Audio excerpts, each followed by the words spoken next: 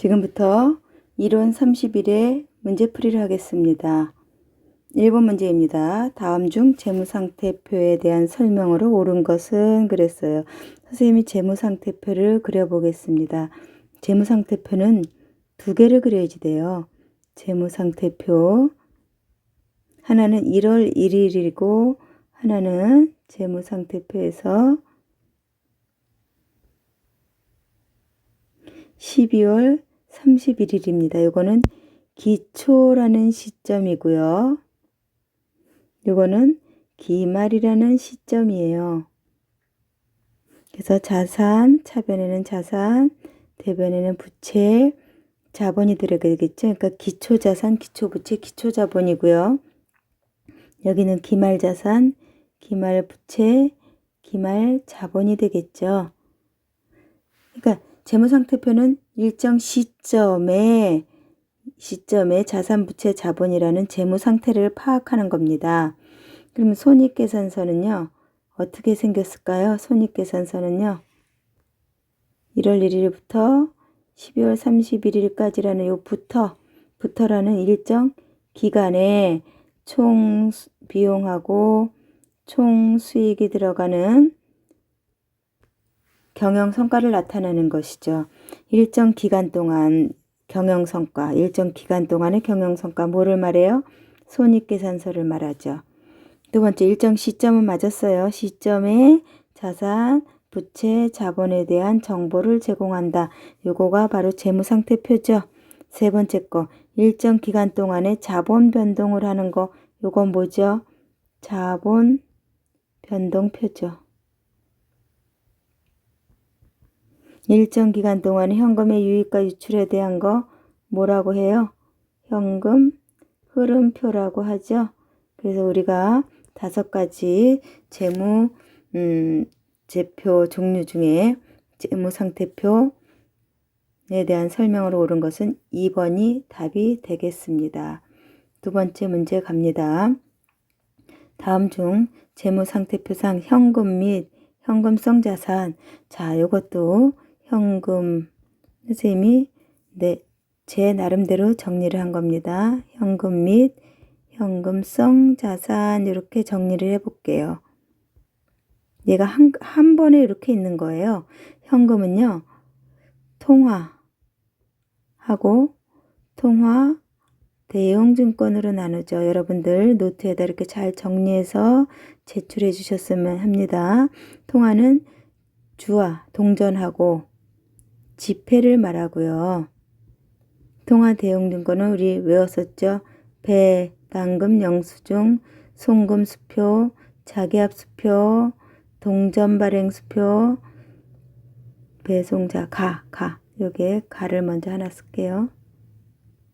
배송자 가계수표, 동전발행수표, 전신환증서, 만기된 공사채 이자표, 대표적인 것만 있습니다. 그 외에도 뭐 여행자 수표라든지 우편한 증서도 있지만 배송자가 동전만 많이 외웠던 거죠. 배당금 영수증, 송금수표, 자기압수표, 가계수표, 동전발행수표, 전신한 증서, 만기된 공사채 이자표 이렇게 들어가면 우리가 이걸 다 현금이라고 해요. 현금. 그 다음에 보통 예금하고요. 당좌예금도 현금 및 현금성 자산에 속해요. 그리고 현금성 자산만 따지자면 취득 후 만기가 3개월이면 날짜로 며칠? 90일 이내인 채권이죠. 자, 이걸 다 합해서 우리가 현금 및 현금성 자산이라고 합니다. 그러면 통화, 타인발행수표 여기 있죠. 통화, 타인발행수표가 동전발행수표를 말해요. 동전발행수표는 타인이라는 얘기입니다. 타인발행수표 똑같은 말이에요. 당좌예금, 여기 당좌예금 들어가 있죠. 그 다음에 1년 만기의 정기적금. 정기적금은 돼요. 그런데 1년 만기가 안 되죠. 만약에 3개월 이내인 정기적금 하면 됩니다. 1년 만기니까 여기는 90일 또는 3개월 이내에 이렇게 하면 되겠죠. 그래서 이게 답이 아닙니다. 네 번째, 취득 당시 만기가 3개월 이내에 도래하는 어원관리구자. 이거 채권입니다. 그래서 답은 3번이 되겠습니다. 3번 문제 다음 중 항공상사의 영업 외 손익에 해당하지 않는 것 그랬어요. 영업의 손익. 자, 이자 비용. 이자 비용 뭐죠? 이자 비용. 이자 비용은 영업의 상품하고 상관없는, 매출하고 상관없는 비용이죠. 돈 빌려주고 돈 빌려오고 이자를 내는 거 영업의 비용. 그 다음에 단기 매매증권 처분 이익. 이익이니까 수익은 수익인데 무슨 수익일까? 상품. 자, 수익 중에서도요. 두 가지로 나눴죠. 쉽게 영업 수익하고 영업 외 수익하고 우리가 쉽게 나누죠. 비용은 좀 많지만 영업의 수익. 영업수익은 두 가지 뭡니까? 매출하고 상품 매출 이익이라고 그랬어요. 그 외에는 모든 이익자 들어가는 거, 수익자 들어가는 거 다 영업 외 수익이라고 그랬어요. 이익 들어가는데 상품에 관한 것이 아니기 때문에 이거는 어디에 속해요? 영업 외 수익입니다. 대손충당금 환입은요. 대손충당금 환입 계정은요. 판매, 그러니까 대손충당금, 요거는 매출채권에 대해서 하는 거죠. 매출채권, 상품의 매출채권에 대해서 하는데 예전에는 얘를 영업의 수익으로 봤어요. 근데 지금은 판관비에서 제한을 마이너스 시켜주는 항목으로 봅니다. 판관비에서 마이너스 시켜주는 항목으로 봐요. 그러니까 굳이 말하면 판관비니까 영업 비용이죠. 영업 비용 중에서 비용에서 마이너스 시켜주는 항목이라고 보면 됩니다. 기부금은요. 영업 외 비용이 되겠죠. 답은 몇 번이에요? 3번이 됩니다. 다시 한번 설명 들어주시기 바랍니다. 4번 항공상사는 단기 투자의 목적으로 보유하고 있던 주식을 장부에 25만 원짜리 주식이에요. 그러니까 현재 25만 원짜리라는 거죠. 장부에 25만 원이라고 있으면 25만 원짜리 주식이다. 근데 장부 금액으로 25만 원짜리를 25만 원에 처분했다는 거예요. 2월 18일에 보통 예금으로 수령하였다. 2월 15일자 회계 처리로 옳은 것 그랬습니다. 자, 2월 15일에 처분했어요. 2월 15일 날. 자, 그러면 2월 15일 분개를 해볼까요? 2월 15일 날 단기 매매 증권 얼마짜리를 처분했어요? 25만 원짜리를 처분했죠. 그런데 15일 날은 처분하고 돈은 언제 받은 거예요? 18일 날 받은 거죠. 보통 예금으로. 그러니까 15일 날은 받았다는 얘기입니까? 못 받았다는 얘기입니까? 18일 날 돈을 받았으니까 15일 현재는 돈을 못 받았다는 거죠. 상품이 아니니까 뭐라고 해줘요? 미수금이라고 해줍니다. 이해 가셨죠? 돈은 15일 현재는 못 받은 겁니다. 그래서 답은 2번이 됩니다. 자, 5번 문제 들어가요. 비품 처분에 관한 자료이다. 비품 처분 금액은 그랬어요.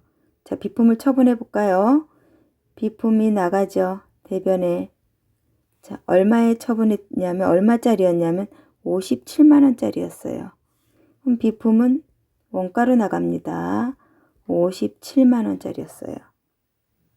상품만 빼고 상품만 매가로 처분하고 그 외의 거는 원가로 처분해요. 자, 요거 잘 알아두셔야 됩니다. 상품만 매출 가격으로 처분하고 그 외의 것은 다 원가 샀던 가격으로 처분합니다. 그러니까 샀던 가격 57만 원에 처분했는데 그동안 기초의 감가상각 누계 적립금 5만 원 있었죠. 근데 요번에 또 3만 원 감가상각 된 거예요. 그러면 얼마가 될까요? 그 전에 5만 원 있었고 요번에 30만 원 있으면 감가상각 누계액이 총 5만 원에다가 요번 30만 원 하면 35만 원이 되겠죠. 감가상각 누계액은 대변에 있다가 처분할 때는 차변으로 오겠죠. 원래는 대변이었어요. 모아 놓을 때는 대변, 처분할 때는 차변 35만 원. 그런데 유형자산 이거 팔고 나니까 유형자산 처분 손실 비용이니까 차변에 썼습니다. 5만 원. 그럼 57만 원, 40만 원 얼마였던 것을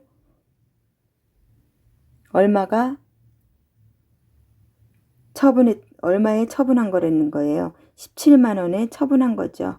이거 뭐 현금으로 받던지 못 받았으면 미수금이라고 하든지 이런 식으로 써야 되겠죠. 현금으로 받든지 못 받았으면 미수금으로 하든지 이런 식으로 뭐 당좌예금이면 당좌예금으로 받든지 어떠한 형태로 받으면 이거 이제 문제 안 나왔으니까 선생님이 3개로 지금 정리를 해봤습니다. 다시 한번 상품이 아닌 것은 무슨 가로 처분? 원가로 처분한다. 그 다음에 감가상각 누계액 5만 원 있었던 거에다 요번 거 30만 원 하면 누계액이 35만 원이 돼서 대변에 있다가 처분할 땐 차변으로 온다. 유형자산 처분 손실 비용이니까 차변에다 썼다. 그러면 57만 원 나가는데 현재 해결된 건 40만 원이다. 그럼 17만 원이 처분가였겠구나. 계산해주면 됩니다. 1번이 정답이고요. 6번은 재고자산. 재고자산은 뭐죠? 상품이죠? 상품에 관련된 자료이다. 매출원가. 이건 쉽죠. 우리 매출원가 공식. 여러분들 너무 잘 알죠? 한번 따라해 보세요. 기초상품 재고액 플러스 단기순 매입액 마이너스 기말상품 재고액 이렇게 들어가죠. 그럼 매출원가는 기초상품 얼마죠? 100만 원 플러스 단기순 매입액. 매입에 관련된 거 이렇게 표시를 해볼 거예요. 이 단기순 매입액에다가 매입운임을 어떻게 해줘야 되겠죠? 더해줘요. 매입 환출은 어떻게 해줘요? 빼주죠. 그럼 200만 원에다 10만 원, 210만 원에다 5만 원 빼면 205만 원이 되겠죠. 마이너스 기말 98만 원. 여러분들 계산기 있습니까? 아니면 핸드폰 옆에 계산기 사용하시면 되죠. 그래서 6번에 계산해 보세요. 얼마가 나와요? 207만 원이 나옵니다. 다음 중 재무상태표상 계정 과목에 해당하지 않는 것은 그랬어요. 자, 요거는 단기차입금 재무상태표에 들어가는 건 뭐죠? 자산, 부채, 자본이죠. 단기차입금 뭐예요? 여러분들 소리내서 같이 한번 해볼까요? 부채죠. 장기 대여금, 대여금 뭐죠? 자산, 퇴직급여 충당 부채, 부채니까 이거는 부채겠죠. 세금과 공과금, 판매비와 관리비, 비용이죠. 비용. 그러면 답이 몇 번? 4번이 되겠죠. 비용은 어디에 들어가요? 손익계산서에 들어갑니다. 자, 8번 문제. 이런 문제는 그냥 쭉 15개를 연결해서 할 테니까 여러분들은 모르는 거 있으면 일시정지로 해서 계속 들어주시기 바랍니다. 가해당하는 결산정리사항으로 옳은 것은 그랬어요. 임차료 선급분. 자, 선급 임차료 이렇게 써주면 되죠. 선수 임대료, 미수 이자, 미지급 이자 이렇게 써주면 되는 거예요. 선급, 선수, 미수, 미지급이 앞에 오면 됩니다. 선급은 먼저 지급한 거니까 자산이죠. 내 거죠. 어느 쪽에? 차변에 선급 임차료, 대변에는 그냥 임차료라는 비용에서 빼주죠. 그 선급 임차료는 아까 선생님이 자산이라고 그랬어요. 차변이니까 자산의 증가, 임차료는 비용이라고 그랬죠. 비용이 차변에는 발생이고 대변에 오면 소멸이에요. 요거는 선수 임대료, 선수. 먼저 받은 거, 내 거, 남의 거, 남의 거죠. 그래서 대변에 선수 임대료, 차변에는 임대료 받은 거에서 제해야죠. 그래서 임대료는 수익의 대변이 발생이고 차변은 소멸이고 선수 임대료는 부채죠. 그래서 부채 대변의 증가입니다. 미수 이자라고 그랬죠. 미수. 생각해 보세요. 미수가 뭐죠? 아직 못 받은 거예요. 받을 거죠. 그러니까 무슨 계정? 자산, 차변에 미수이자, 대변에 이자. 여러분들이 이렇게 계산하면 돼. 이자, 수익 이렇게 계산하면 돼요.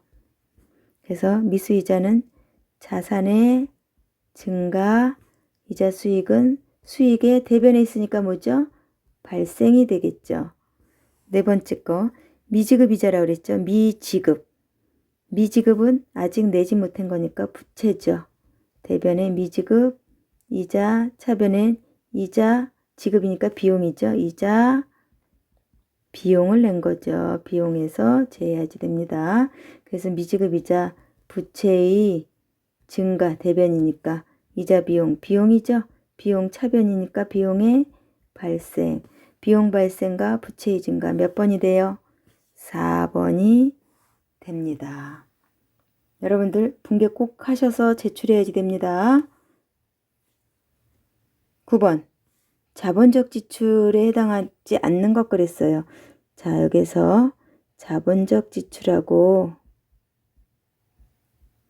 수익적 지출을 한번 구별해 볼게요. 자본적 지출은요. 내용연수 연장, 그러니까 수명이 길어지는 거죠. 가치가 증대되는 거예요.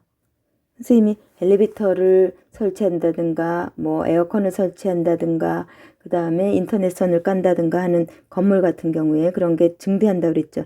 이렇게 되면 차변에 예를 들어서 건물이면 건물, 차량 운반구면 차량 운반구, 비품이면 비품이라는 자산을 증가시켜줘요. 그런데 수익적 지출은요. 원상복구 정도, 현상 유지 정도. 예를 들어서 어떤 거라 그랬어요. 페인트 칠하거나 외벽에 페인트 칠하거나 뭐 유리가 깨져서 교체하거나 선풍기 날개가 부러져서 교체하거나 등등 이런 거는 수선비라고 처리해줘요. 비용 발생시켜줍니다. 비용을 발생시켜주는 겁니다. 그럼 자본적 지출에 해당하지 않는 거 원가 절감, 상당한 원가 절감, 품질 향상 이거는 가치가 증대되죠. 이건 자본적 지출에 해당해요. 내용 연수 증가, 자본적 지출이죠. 생산력의 증대, 아주 큰 거죠. 가치가 커지죠. 수선 유지를 위한 지출, 이거는 무슨 지출? 수익적 지출이라고 했죠.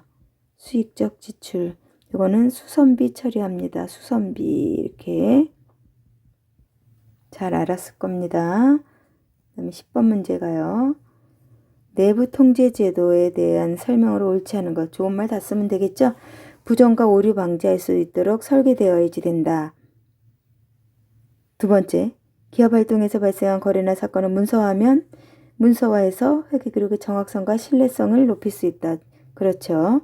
세 번째, 상호 관련된 업무를 서로 다른 종업원이 담당하도록 하는 것이 업무 분정이다. 이거는 무슨 뜻으로 이해하면 되냐면 여러분들 학급회 조직하는 거 있죠. 무슨 바른생활부, 무슨 봉사부 이런 것처럼 자기의 업무 분장을 하기 위해서 내부 통제 제도로 해서 상호 관련된 업무를 조직하는 거예요. 내부 통제 제도를 하면 회계 부정을 방지할 수 있다. 아니죠. 우리가 분식회계도 할 수 있고 내부 통제 제도를 하면은 모든 것을 부정을 방지할 수 있는 그런 제도는 아직까지 없습니다. 그래서 부정을 방지하려면 어떻게든지 저기 할 수가 있다는 얘기죠. 그래서 요거까지는 아직 잘 도입이 되고 있지 않네요. 그래서 4번이 답입니다. 11번 다음 중 손익계산서 작성과 표시. 손익계산서 볼게요. 우리 아까 1번에서 풀었죠? 손익계산서에서 1월 1일부터 12월 31일까지는 일정 기간 차변에 총 비용이 들어가고요. 대변에 총 수익이 들어가요. 수익 비용은 발생이라고 얘기합니다. 손익계산서는 발생주의 맞죠? 비용의 발생, 수익의 발생해서 발생주의 원칙. 손익계산서는 수익과 비용은 총액 기준, 총비용, 총수익으로 따지는 총액 기준 맞습니다. 손익계산서는 수익과 비용 대응의 원칙, 수익하고 비용을 대응합니다.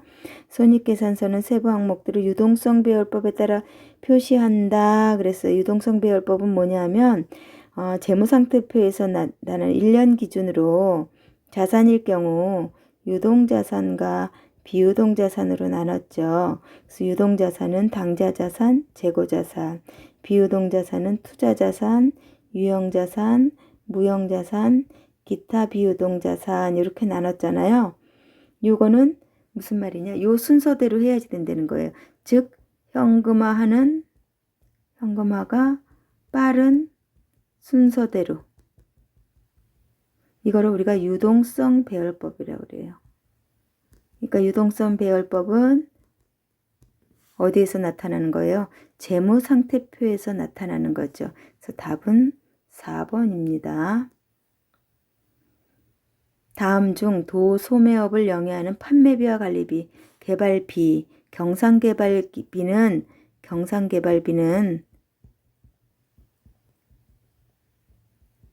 판매비와 관리비에서 비용이라고 그러고요. 개발비는 자산입니다. 연구비, 이는 판매비와 관리비죠. 감가상각비, 판매비와 관리비죠. 수선비, 상품을 수선하는 거, 상품을 팔고 있는 가게를 감가상각하는 거, 연구비 경상적으로 매번 연구하는 거. 답은 1번 자산입니다. 13번 감가상각비 과소계상이죠. 감가상각비라는 비용이 과소계상하면 비용이 과소계상된다는 얘기죠. 감가상각비라는 비용이 과소계상되는 거예요. 비용이 작아지면 뭐가 커질까요? 이익은 어떻게 되죠? 커지겠죠. 이익은 커지겠죠. 자, 비용이 감소된다. 맞아요. 그 다음에 이익이 어떻게 되죠? 비용이 감소되면 이익은 늘어나죠. 이익이 감소. 이거 틀렸죠. 이익이 늘어나야 되죠. 답은 이거겠지만 이것도 설명해 볼게요. 자산이 증가하면 이익이 늘어나요. 이익이 증가돼요. 그 다음에 자본도 증가하면 이익이 증가돼요. 자, 이익이 증가됩니다. 그래서 답은 4번이 되겠습니다. 14번 주식 평가에 관한 겁니다. 평가는 파는 게 아니에요. 처분이 아니에요. 결산에 가지고 있는 주식을 그냥 평가만 해보는 거예요. 지금 얼마가 되고 있나 평가만 해보는 겁니다. 처분하는 것이 아니에요. 자, 6월 1일 날 단기 투자 목적으로 1000주를 6월 1일 거 분개해 볼게요. 1200원 액면 금액으로 액면 현금 취득하다는데 액면은 볼 거 없죠? 얼마에 취득한 거예요? 1000원 곱하기 1200원으로 취득했어요. 단기 매매 증권이 1000원 곱하기 1200원 하면 120만 원이죠? 현금 주고 사왔대요. 현금이 120만 원 나가고요. 12월 31일 날 그 중에서 공정가치가 1300원이야. 그러니까 1200원이었던 게 1300원 되니까는 100원씩이 플러스가 됐죠. 몇 주가? 1000주가. 그럼 얼마가? 10만 원이 평가 이익이 되는 거죠. 그만큼 단기 매매 증권이 내 장부에 늘어나요. 10만 원. 그런데 늘어난 듯이 현금 받은 게 아니죠. 단기 매매 증권만 늘어나고 단기 매매 증권 평가해 봤더니 이익이 생긴 겁니다. 단기 매매 증권 평가 이익은 10만 원이 늘어난 거예요.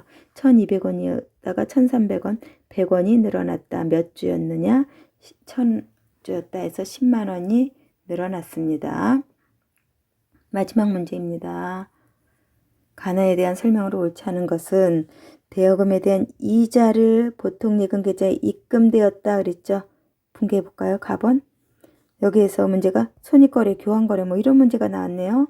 그러면 우리가 교환거래는 뭐냐, 손익거래는 뭐냐, 혼합거래는 뭐냐 이걸 한번 해보겠어요. 교환거래는요. 자산, 부채, 자본끼리 지네들끼리 거래해요. 재무상태표에 있는 자산, 부채, 자본끼리 자기네들끼리만 거래. 손익계산서는 자산, 부채, 자본 중에 한 개하고 수익, 비용 중에 한 개가 결합되는 거. 자산이나 수익, 뭐 자산이나 비용, 부채나 수익, 부채나 비용 이런 식으로 이 중에서 한 개가 결합되면 손익거래고 혼합거래는 한 거래에 교환거래도 들어있고 손익거래도 들어있는 요런 게 바로 플러스된 게 혼합거래입니다. 1번 볼게요. 이자를 받았대요. 그러면 어떻게 될까요? 보통예금이 들어오고요. 대변에는 이자, 수익이죠. 이자를 받았으니까 보통예금은 무슨 계정? 자산의 증가고 수익이 발생이에요. 그러면 자산 하나하고 수익 하나 무슨 거래일까요? 손익거래가 되겠죠. 두 번째 거 상품을 매입하기로 계약하고 이거는 아니지만 계약금 10% 30만 원에 10%는 3만 원이죠. 보통예금 계좌에서 이체하였다. 계약금을 먼저 낸 거죠. 그래서 선급금 3만 원 대변에는 보통예금 3만 원 이렇게 되겠죠. 자, 선급금은 무슨 계정이에요? 자산의 증가. 보통예금은 자산의 감소가 되겠죠. 자산. 지네들끼리 자산. 무슨 거래? 교환거래입니다. 자, 가는 손익거래 맞죠? 나는 교환거래 맞죠? 가는 차변에 비용 발생 아니죠? 자산 증가. 대변엔 수익 발생. 틀리네요. 나는 차변의 자산 증가, 대변의 자산 감소. 맞습니다. 그래서 답은 3번이 됩니다.